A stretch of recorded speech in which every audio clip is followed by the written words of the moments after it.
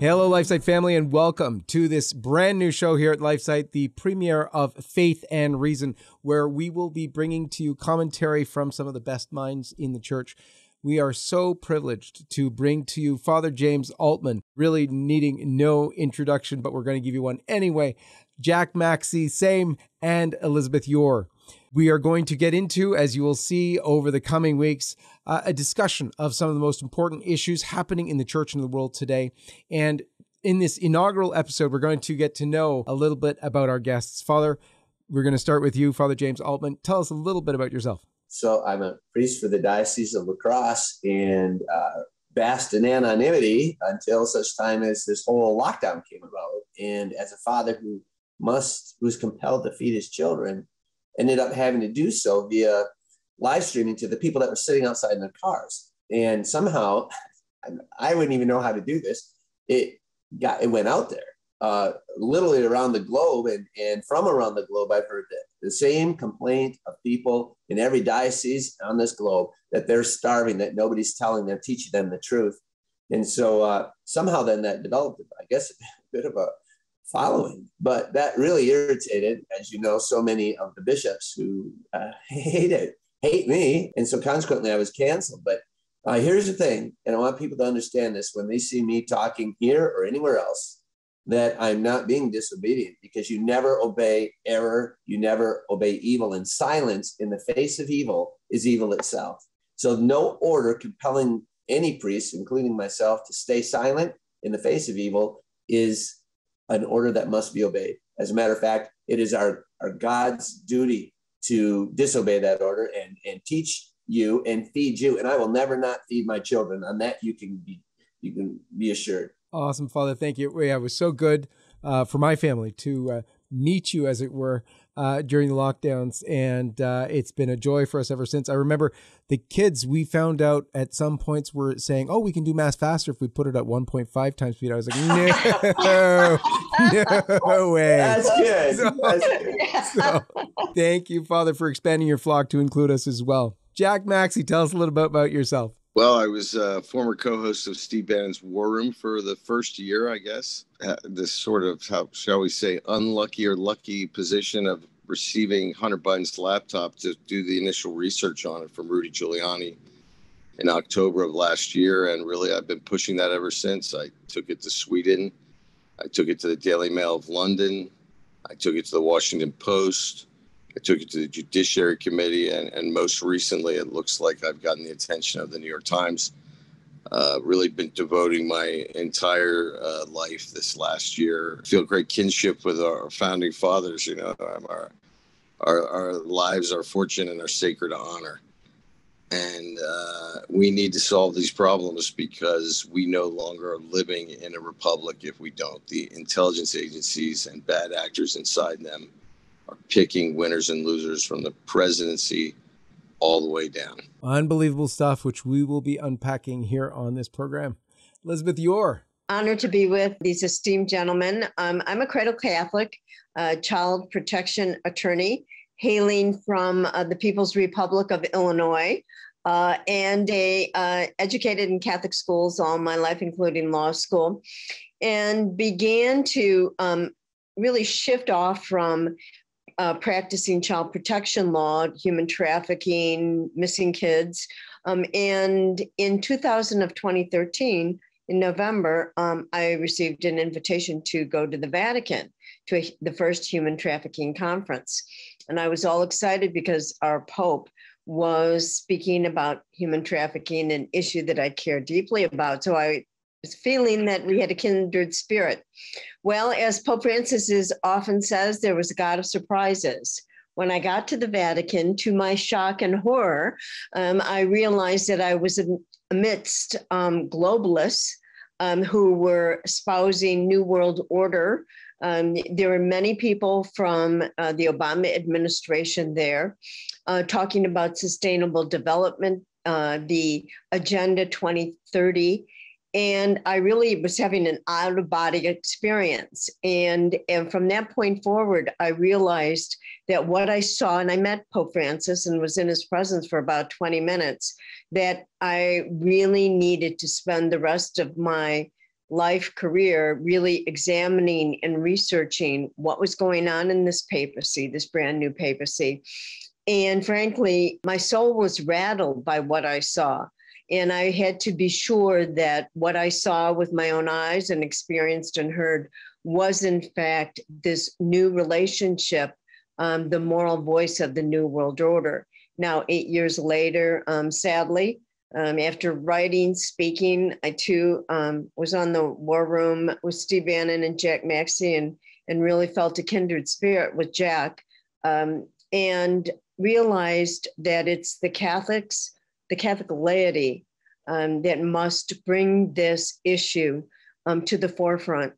And like Father Altman, as our leader, as our brave and bold voice to speak truth to power, however painful it is. And so I really am excited about this opportunity to talk about the news and our beautiful, wonderful church that we all dearly love. It is a great privilege for me to be with all of you and to share you and your wisdom with LifeSite fans everywhere. I'm John Henry Weston, co-founder and editor-in-chief of LifeSite News, father of 8 children, and just a cradle Catholic who left the faith and came back. And it's been 25 years now of working in this apostolate, or this mission for truth of LifeSite News, where we have been pounding the pavement to bring to you the truth on what's happening around the world on life, family, faith, and culture. So we're going to start off talking about one of the sparks of real freedom in the world today, and that is coming from my own land. I'm so proud that Canada is finally in the news for something good. The trucker movement has really sparked worldwide attention, and rightfully so. As I think everybody knows, they started to converge on all sides of the country and came to Ottawa, where they've been sitting now for over 2 weeks now, really demanding freedom, not just for themselves, but for all of Canada. And it's, as I said, it's gone global. So we're seeing people driving trucks in the Netherlands, in New Zealand, and England, all sorts of far-flung places. A lot of them are flying Canadian flags, the Canadian flag becoming somehow a symbol for the fight for freedom. I would love to hear your takes on that. Anyone who'd like to take it first, please jump in. I thought it was fascinating that the Canadian trucking convoy, Freedom Convoy, was endorsed by Archbishop Vigano. And he issued a very beautiful, moving statement to the truckers. And he said that this is the New World Order. They're trying to create a tyranny. And it's so interesting, isn't it, that the seemingly humble, on the lowest level of the economic ladder, you would argue, are the truckers, and yet the work they do is absolutely essential, that they're showing the world, like a humble, little girl, Saint Bernadette, from Lourdes, showing the world what it takes to stand up to tyranny. We are witnessing incredible times.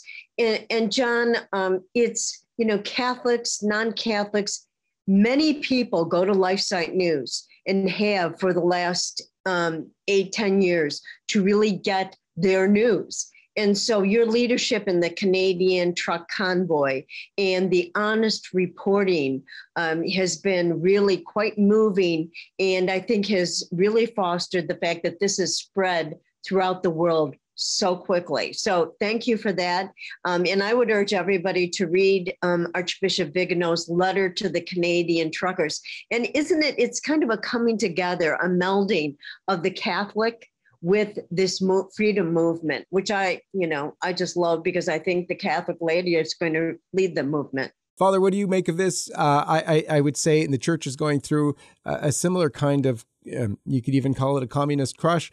And I would love to see a trucker movement for the church. What do you think of that? If people would spend a little less time devoting themselves to entertainments and a little more time devoting themselves to the focus on the world as it stands today and who's actually in control, and to find out such things as Justin Trudeau and Angela Merkel and all these other leaders, all trained at the same place to become part of a one world government. And then when you see that the people, like in Canada, I could be more, it's like I'm proud of them that they're standing up against this. And yet these leaders, you've seen a couple of things of Justin Trudeau, right? And he's like ripping on the truckers as being the bad guys.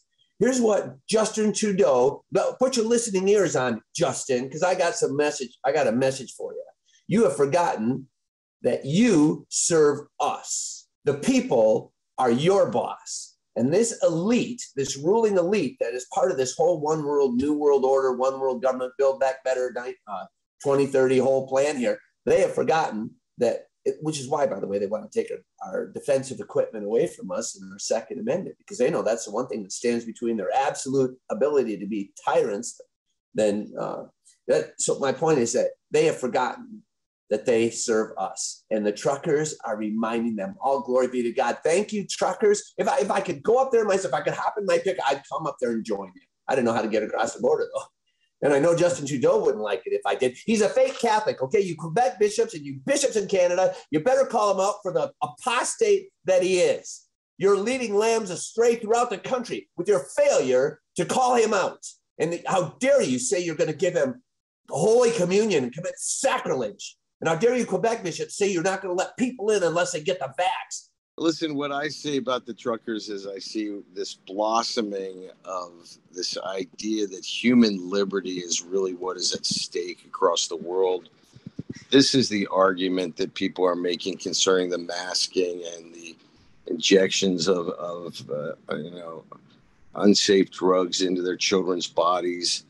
People are beginning to realize that their own personal sense of self, their souls, if you will, are at risk, because as we go into this world that the elites are trying to create, where artificial intelligence understands every fear, every love, every want, they scan your Facebook, they understand your buying habits, they see every text and every communication. This is truly a fight to save the world, and I will tell you, the truckers are not alone. There are tremendous brave people in Western intelligence who are working to try and save us from this behemoth, which really at the end of the day is the Communist Chinese. And as we talk sadly about the failures of our beloved church, the betrayal of 150 million Chinese Catholics by Francis has to stand as one of the great sins of all time.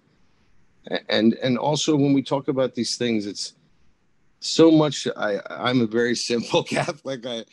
I didn't get all the training that many others did, and I am always a believer in the idea that be not afraid.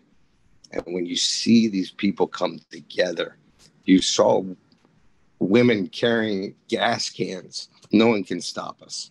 No power on earth can stop the human spirit unleashed. We need to take back custody of our own human agency, and by extension, as Catholics, our souls. And we're watching it happen. How beautiful can that be? I would love to hear your take, Jack, on the greater move toward a sort of one world government. I know what, people might freak out if they hear that, but that's really what is going on in a very real way. We've all heard, the New World Order plan in terms of the Great Reset. Klaus Schwab has admitted openly that Trudeau and Macron and Jacinda were all part of his sort of training program, if you will. He boasts about that very openly. And none of them contested. It's all known. So that's pretty plain that it's out there and that it's a sort of one world government agenda. But you've got a very interesting perspective, Jack, in that you've been privy to insider info like just about no one else with the Biden laptop. Give us, if you will, this sort of 50,000 foot view on or a snapshot into how this plays into sort of a global seeking for elite power over everyone. Hunter is not the number one member of the cadre. He's not the biggest thief. Hunter is a symptom of basically a cancer that is spread all across the world, where the elites in banking, industry, many of the people retired from intelligence service and the Department of State and elsewhere have been bought out by the Chinese communists. It's very nice to be a former U.S. ambassador and then get to sit on like a harvest fund and make $1 million a year. I mean, this is happening right before our very eyes. Hunter has a $1.5 billion private equity deal with Bank of China. That means he has it with Chairman Xi.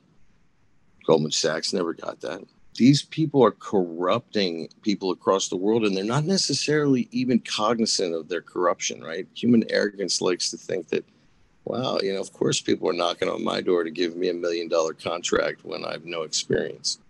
The Bidens were classically arrogant in this fashion. It's corrupting the entire planet. I mean, the Chinese are now, for example, selling off the shelf human surveillance systems. They've sold one already to Zimbabwe. So every single street corner in Bulawayo and in Harare, they're doing facial recognition, all license plate trafficking. And the beautiful thing is the administrator is in Beijing, right? They're selling this to the third world. And they're buying off the corrupt officials in the third world. And I would say one thing as Catholics that we really should think about as we look at the geopolitics of the future. Imagine what a paradise North and South America would be if we had spent $20 trillion there instead of on the sands of Arabia. I believe that these people all share our same basic fundamentals of faith, and none of our enemies can swim here. So we, I think, had best start taking care of our own backyard and start elevating the purpose of our faith, which is to save souls. I mean, that's the thing that scares me so much about Francis. So we have our work cut out for us, but there's so much possibility before us if we just keep the faith. Now, Liz, you've had sort of a closer view than most of the inside workings of the Vatican. How do you explain this kind of dalliance with China? At the same time, we're watching the persecution unfold. We're watching bishops be taken away and disappeared, as they say. We're watching them bulldoze shrines. We're watching them do all these things in the face of an apparent deal, and where the Vatican is saying, oh, yes, whatever. They're not saying, oh, they're pretending they have the right to agree to, that's all they have, to agree to the picks of the Chinese Communist Party to lead the patriotic Catholic Church. Unbelievable. What do you make of it? Well, I have watched very closely the relationship between China and the Vatican. When Pope Francis ascended to the Vicar of Christ chair, it was, I believe, game on. It was as if the New World Order turned its switch on, because they finally had the moral voice of the Vatican, promoting the UN Sustainable Development Goals, promoting climate change, promoting the radical invasion of migrants throughout Europe and throughout the United States. And I could go on. And the silence, the absolute silence about the human rights violations in China. Pope Francis has remained absolutely silent. There's been some indication in news reports that since 2014, there have been billions of dollars in funds and grants from the CCP to the Vatican. Certainly, if that is in fact true, China really got their money's worth, because not only were they able to get a deal with the Vatican, which frankly, as you point out, John Henry, that deal, and this is not just me talking, every single international NGO from Amnesty International to the Committee on Present Danger, every single NGO has said that the deal that Francis made with the CCP, the secret deal, has started the absolute destruction of the underground Catholic Church, the faithful Catholic Church, the underground house church, the thriving Christian church in China. It is as if the CCP, the communist Chinese, were given permission to begin the mass destruction and arrest of priests and pastors, and shutting down all religious education for children as a result of this not only the secret agreement in 2018 that was signed, but was renewed in 2020. Every single NGO, religious freedom, human rights organization has decried and criticized this agreement. And there has been absolutely no response from the Vatican. Additionally, the CCP has gone around and arrested bishops and priests and shut down Catholic orphanages. The damage that has been done as a result of this agreement and as a result of the silence by the Vatican is incomprehensible and is in itself a human rights violation. So we're going to see more of this cozy relationship. Can you imagine the Vatican providing the moral voice for the CCP? I mean, that's in for the New World Order. But that's what they got when Francis ascended to the chair of Peter. Ordinary Catholics around the world, they're seeing this, they're finding it hard to believe. So many of them have been stripped from Mass. There's still today people who are unable to attend Mass. Some, as sad as it is to hear, are barred from Mass because they have no vaccine. I was just speaking today to a Catholic up in BC, in the northern region of BC, British Columbia in Canada, who tells me that for the last 4 months, children, even as of 11 years old and older, are not allowed in the church at all. No Mass if they were not vaccinated. There's a fellow who wouldn't mask, and therefore they wouldn't baptize his child. That's what we're dealing with. At the same time, all of this geopolitical insanity, how are Catholics, the regular Catholics, supposed to deal with it? Father, what are we to do? I said it many times over the past 2 years. Find the Father who loves you. And there were few. Now, we can't be surprised by the fact that there were few, and there were many who did not. Because if you love your child, John Henry, you have 8, he said, how would you not feed every single one? Would you not sacrifice yourself to feed them? Of course you would. We talk about Bergoglio and what he has done. But the thing is, it's not just him. It is the entire Catholic Church hierarchy. And nobody gets a free pass, because even the good ones have to stand up and speak out, because silence is complicity. Silence in the face of evil is evil, as I said. So here you have the bishops in, I think I talked about it earlier, in Quebec, and now they're doing the same thing out in BC and everywhere in between. But bishops around the world are not speaking up and speaking out against Bergoglio. And for instance, here's one example. We talked about China. One of the high-ranking cardinals in the Vatican said, China, I can't believe this, but it's true. China represents Catholic social teaching, social justice teaching. Are you kidding me? Did Bergoglio come out and say, I'm going to fire this guy because he's clearly speaking error, damnable error? No, of course not. Bergoglio gets his next level down to say something so that it isn't pinned directly on him, so that he can waltz around the world in his white cassock like as if he's some sort of good guy. He's not good. He's as evil as they come, and he has wrought evil globally, and he's appointed bishops and cardinals that will support him in his agenda, which is consistent with the Chinese. So what are the normal people supposed to do?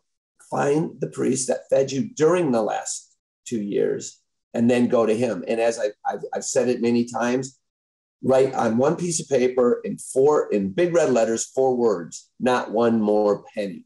And then send that to every bishop, every priest, put it in your collection basket, not one more penny until we get rid of them. Listen, we have to clean house. Well, and God's going to do it. He's going to drive them out, just like he did, in the temple. These evil, godless imposters of shepherds of the church need to be driven out. Come, Lord Jesus, and do it again. The trouble is, what do you do in the meantime? Find the priest that fed you, and then just go to him. And that's all we can do. There will be deprivation, but how much more deprived can the people be than they've been deprived over the past 2 years? Do you have time for one more quick story? I was out in Las Vegas to go to a rodeo. I get to go one day a year if I'm lucky. And you're in all the casinos because that's what they do out there. And nowhere in the restaurants, nowhere was anybody wearing a mask. I, as a Catholic priest, went to a church out there in Las Vegas, and that damnable bishop made everybody put a sign up. You cannot come in without a mask. So I can go into any public place in Vegas, but I can't go into a church. God damn that bishop's order. And he himself is damned for failing to take care of his flock. That filthy bishop needs listen, if you're really a Catholic out there, put that not one more penny and demand his mitre on a platter. Because until you do, and Archbishop Fulton Sheen said that 70 years ago, he said, it's up to you people. We can talk till the cows come home, but people, you can't just stand there and let them get away with this murder of your faith. You have to stand up. We can't do it all. We are in that situation where the laity need to speak. In some ways, the priests can't because they're hampered, and they stand the chance of being canceled, as were you, in a way officially canceled by the bishop, but yet it's given you a humongous platform, and that's understood. But to remove you from your flock, I know is very painful for you, and a lot of them are trying to avoid that. So it is on the part of the laity to take action where they can, how they can. And first and foremost, I think it is true. It's still by prayer and sacrifice. We still have to pray for, as Bishop Schneider told me already years ago, and then came out publicly to say so himself this past year, that we need to pray for the conversion of Pope Francis. And it's always been my contention that we have to pray for him like we would for the conversion of Saul, because Saul persecuted the church and was knocked off his horse. And really that's what we need. We need Pope Francis to be knocked off his horse and stop persecuting the church. And God willing, it would be so wonderful to have him become like an Apostle Paul after having persecuted the church, to turn that great energy, that chutzpah that he has like nobody else seems to, in the right direction, and see some real movement there for the church. Jack, you've lived the Catholic life. You said you're a convert. You've been confronted with Francis this last many years now. What's your takeaway from Francis, and what do you do to survive as a Catholic? Number one, I say the rosary all day long like a mantra. My mother's with me all the time. Where you see where Francis, you knew that he was a failed man, was in two things. Remember, well, actually three. Remember his little revelation that he stole the rosary from his confessor's dead hands, and then he wears it around his neck and as a little token of his penance. Well, there were two things for me in the last several years that stuck out beyond what he did to China.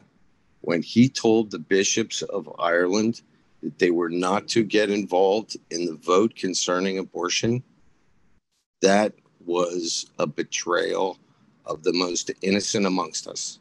Number two, when in March of 2020, he told the Catholic priests of Italy that they did not have to feel any obligation to provide last rites to people dying of COVID-19.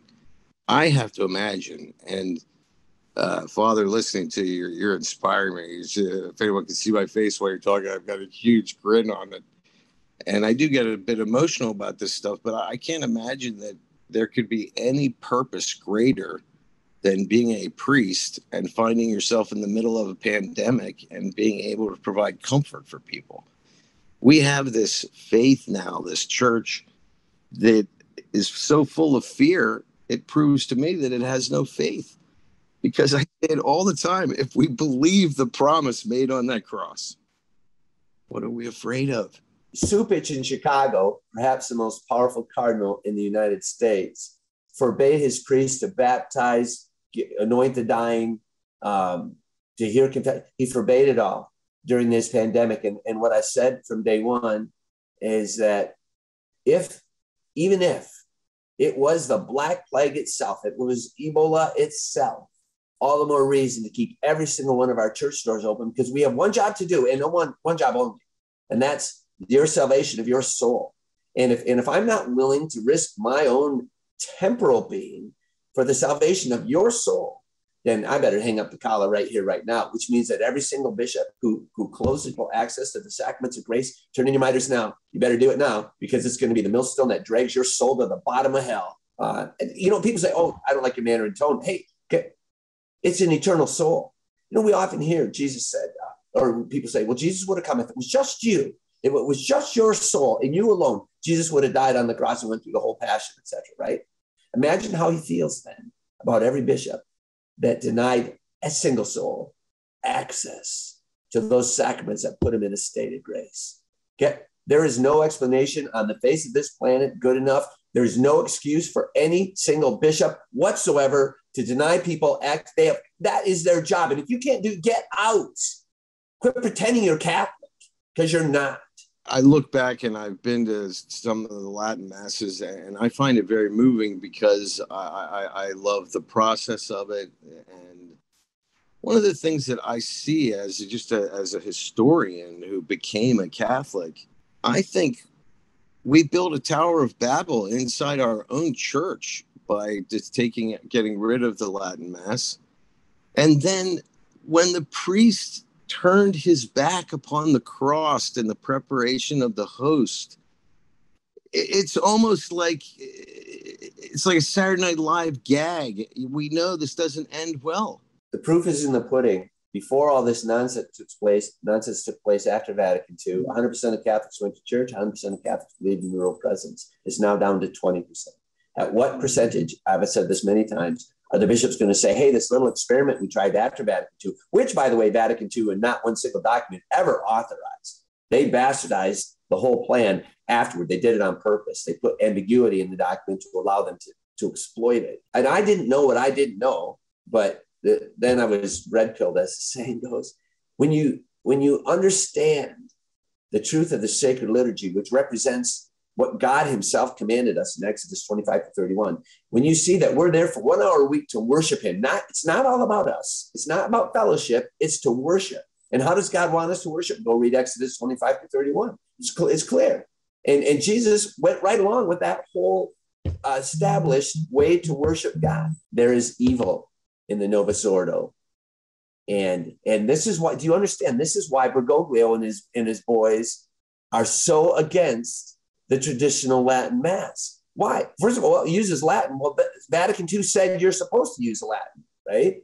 And they know that this is where the real faithful people are. The young families, where they are. I mean, you go out and drive past a church and you see 10 massive 12-person vans out there. You know, hey, the Latin Mass is going on inside.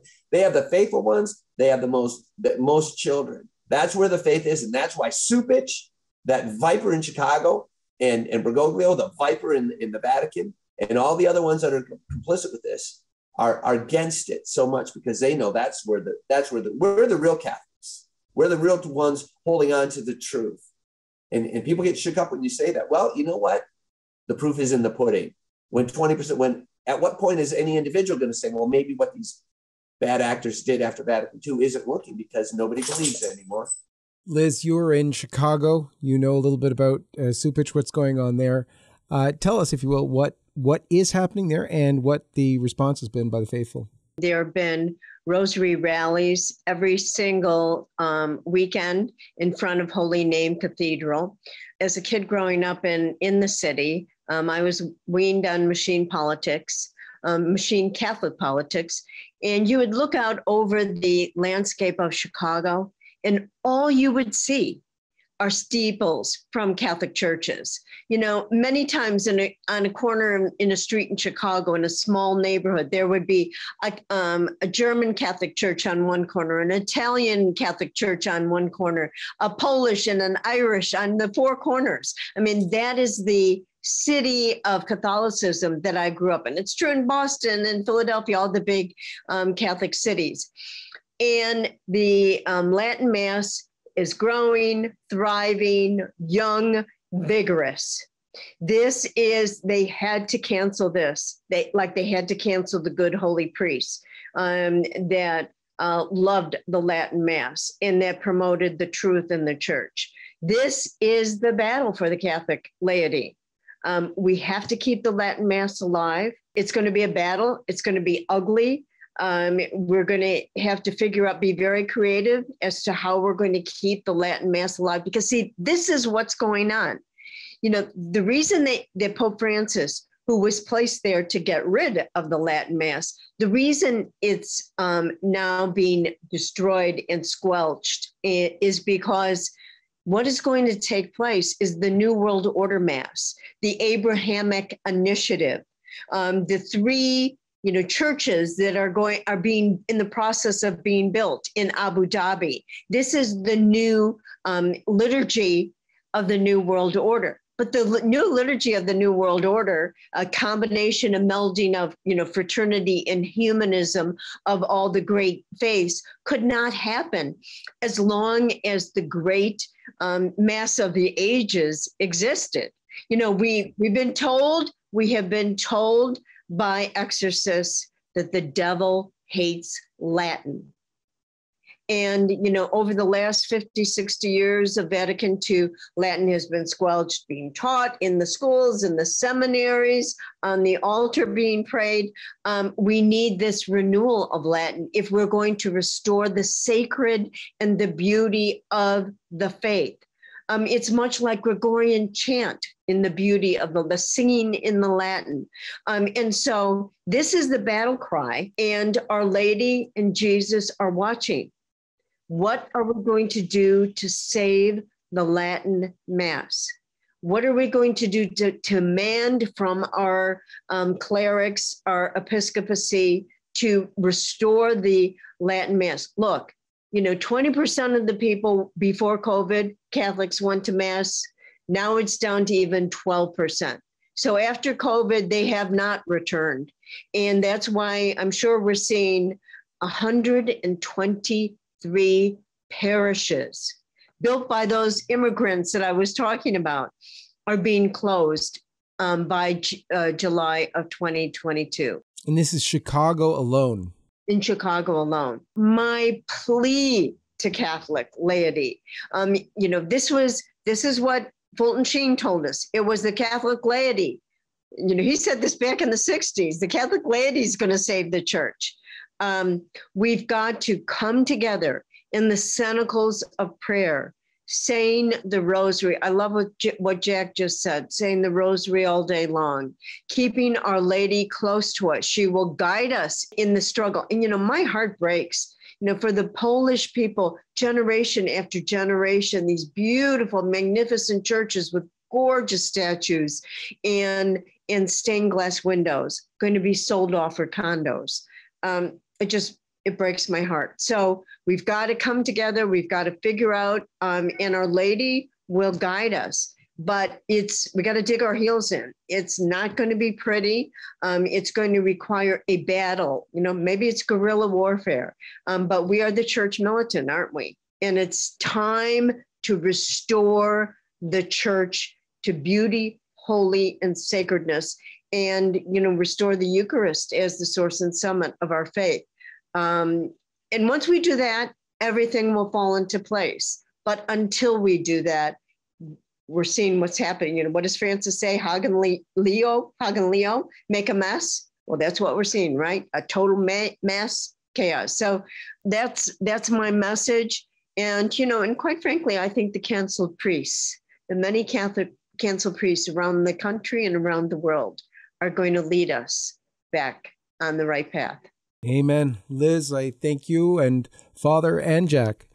I think that was a great intro. It whets everyone's appetite. It shows them what this show is going to be all about. We're going to be discussing faith and reason, the church and politics in the world.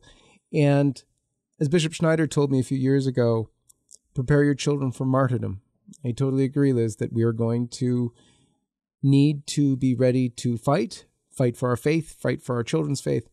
And in order to do that, we need to pick up our weapon, the Most Holy Rosary, to cling to those traditional truths that we know lead us to Christ alone. May God bless all of you, and thank you again. God bless you. Thank you, Jen. God bless you too.